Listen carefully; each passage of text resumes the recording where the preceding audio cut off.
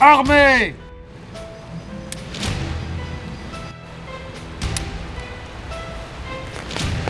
Tirez!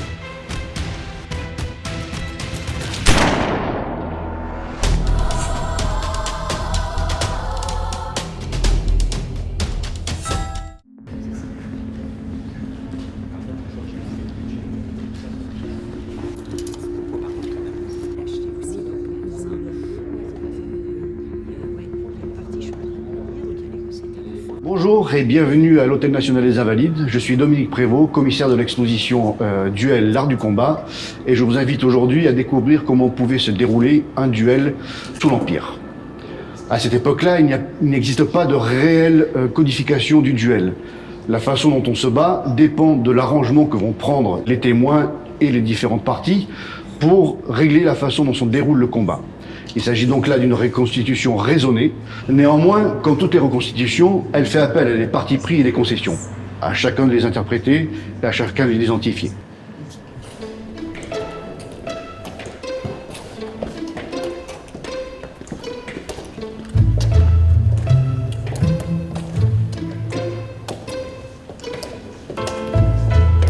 Né en 1766, Jean-Guillaume de Nouville est un noble qui a fui la France en 1791. Revenu en France en 1800, il réussit par ses relations à se faire rayer de la liste des émigrés et trouve un poste au ministère de la Guerre. Les biens de sa famille, dont une partie a été guillotinée en 1794, ont été vendus comme biens nationaux. Il sert l'empereur, mais ce déclassement suscite chez lui une haine viscérale de la Révolution.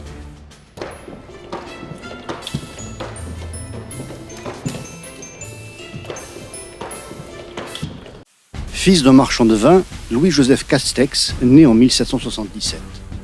Engagé dans l'armée en 1792, sa bonne éducation lui vaut une promotion rapide qui le propulse au grade de sergent-major alors qu'il n'a que 15 ans. En 1805, c'est en tant que capitaine qu'il participe à la bataille d'Austerlitz. La blessure qu'il y reçoit lui vaut la Légion d'honneur l'année suivante.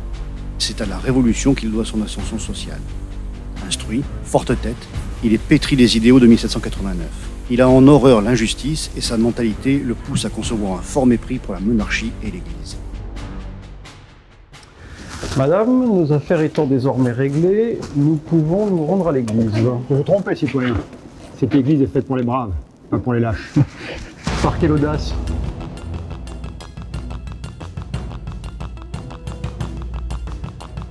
Cessez, mon ami, je vous en prie. Monsieur, vous m'en rendrez raison. J'aurai donc le déplaisir de vous revoir, citoyen. Et vous, de ravaler votre morgue. Vous aurez bientôt la visite de mes deux témoins. Pas la peine, j'enverrai les miens.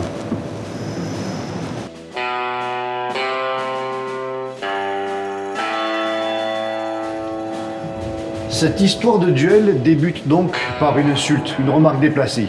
Mais ce n'est qu'un prétexte. Ce qui se joue là, c'est l'opposition entre deux types d'hommes. L'un est officier, monté en grade durant les guerres de la Révolution et de l'Empire, et l'autre est un membre de la noblesse d'Ancien Régime qui n'a pas recouvré ses possessions et son statut. Les convictions politiques, le statut social, tout oppose ces deux hommes qui vont s'affronter.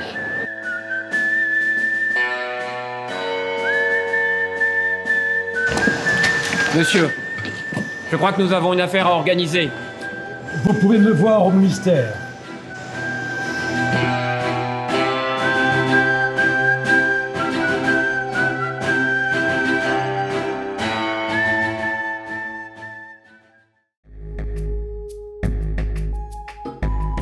Lorsqu'on a décidé d'un duel, les protagonistes n'ont théoriquement plus à se parler.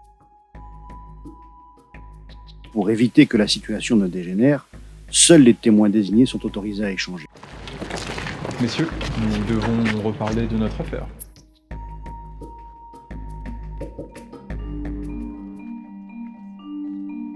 Il convient du moment et du lieu du duel, ainsi que les armes qui seront employées. Ces décisions constituent une convention entre les deux parties qui doivent s'accorder sur tous les points par la négociation. Le premier à établir est qui est l'offensé. C'est important parce que c'est lui qui a le choix des armes. Ici, étant donné les circonstances de la dispute, ce sujet reste difficile à trancher. Ce sera donc à l'épée. Je vous rappelle que c'est notre client qui l'a offensé. Permettez-moi de ne pas y souscrire. Parce que Si mon ami a levé la voix, le vôtre a levé le poing. Bien qu'il ait en fait répondu à une provocation de Castex, l'affaire est mal engagée pour de Nouville. Ils se sont offensés, mais il a porté la main sur un officier en tenue. À l'époque, c'est très grave, et Castex pourrait même être puni par sa hiérarchie s'il ne se battait pas en duel pour cette cause. D'autre part, de Nouville est très bon escrimeur. Les témoins de Castex ne peuvent accepter que le duel au pistolet. Mais ici, les points d'achoppement sont si nombreux que l'on décide de nommer un extérieur à l'affaire. Je suggère de nommer un arbitre de ma connaissance. Nous avons l'homme qu'il vous faut. Et qui est-il? Un militaire. Est-il sérieux, votre militaire? Vous doutez des dragons? Soit. Allez-y, Messieurs, partez. à bientôt. Non, mais...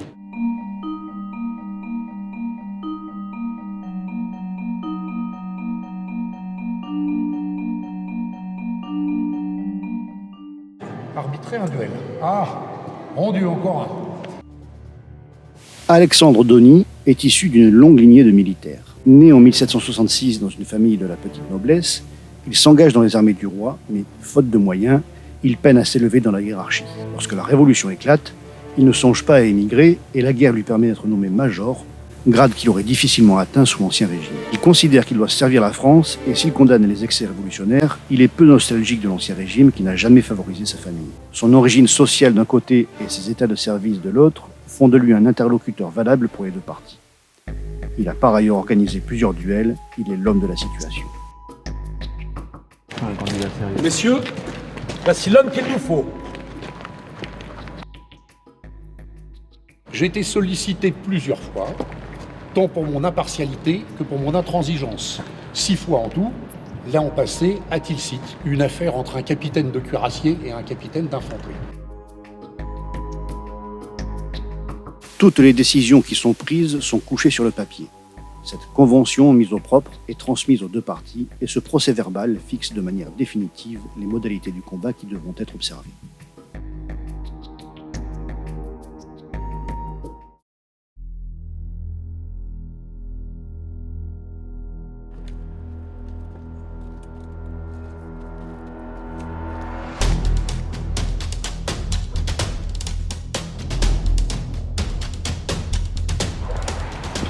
Un duel nécessite de la tranquillité. On choisit généralement les endroits isolés, également dans le cas d'un duel au pistolet, pour avoir un certain espace et ne pas blesser les passants.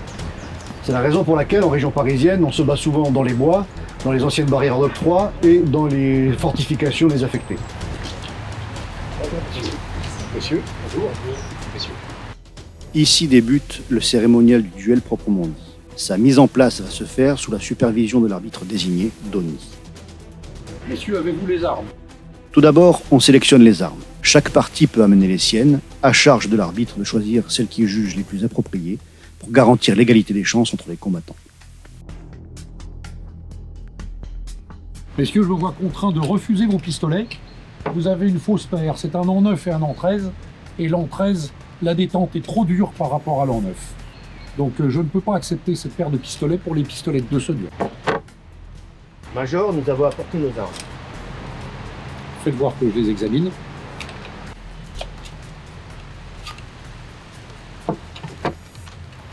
Ces pistolets sont réglementaires, les détentes sont en très bon état, ça répond tout à fait aux normes de ce que nous avons écrit avant-hier.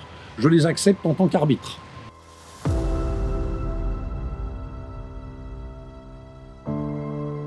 Lors de la négociation, on a décidé que le duel aurait donc lieu au pistolet. Les duellistes tireront tour à tour, au commandement, et seront postés à 20 pas l'un de l'autre. L'arbitre arpente alors le terrain et définit les positions des deux tireurs de part et d'autre de la table où est déposé tout le nécessaire.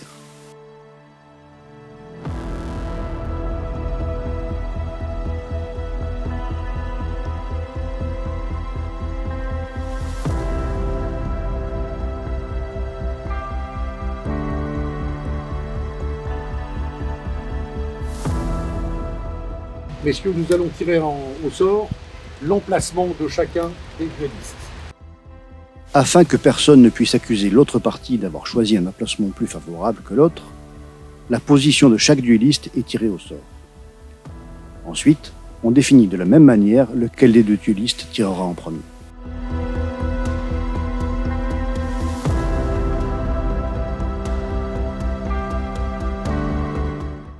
Messieurs, vous pouvez procéder au chargement des armes.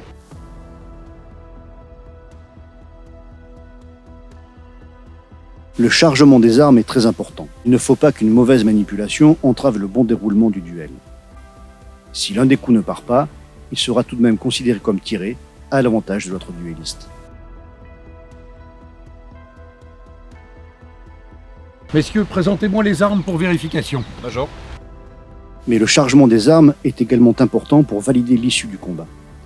Afin de garantir l'équité des chances de chaque combattant, il faut que la quantité de poudre introduite dans le canon soit strictement identique.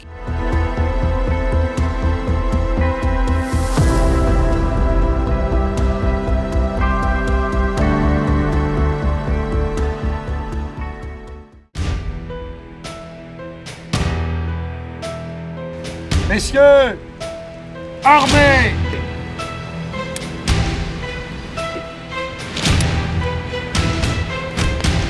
Tirez!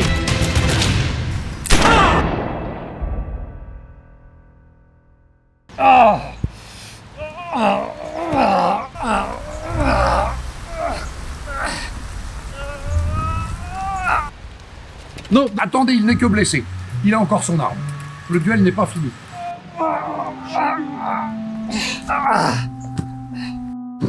Messieurs, le duel est terminé. Vous vous êtes battus avec honneur. Allez-y, monsieur.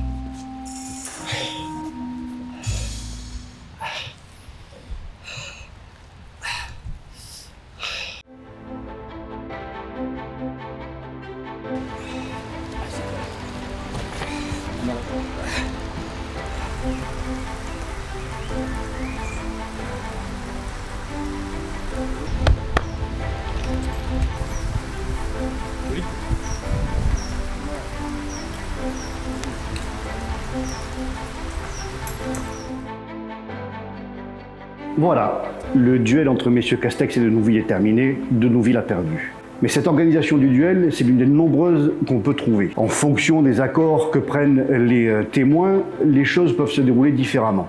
Quant à nos deux hommes, ils auront encore l'occasion de se rencontrer. En 1815, Castex est licencié de l'armée, il devient ce qu'on appelle un demi-solde. De ce fait, il conçoit une forte rancune contre le régime de Louis XVIII, tandis que Denouville intègre la maison du roi et la garde royale. Et cette situation va encore provoquer d'autres duels entre les deux. Et je vous invite, si vous êtes intéressé, à venir découvrir l'étendue des possibilités d'organisation d'un duel dans l'exposition Duel l'art du combat qui aura lieu au musée de l'armée jusqu'au 18 août.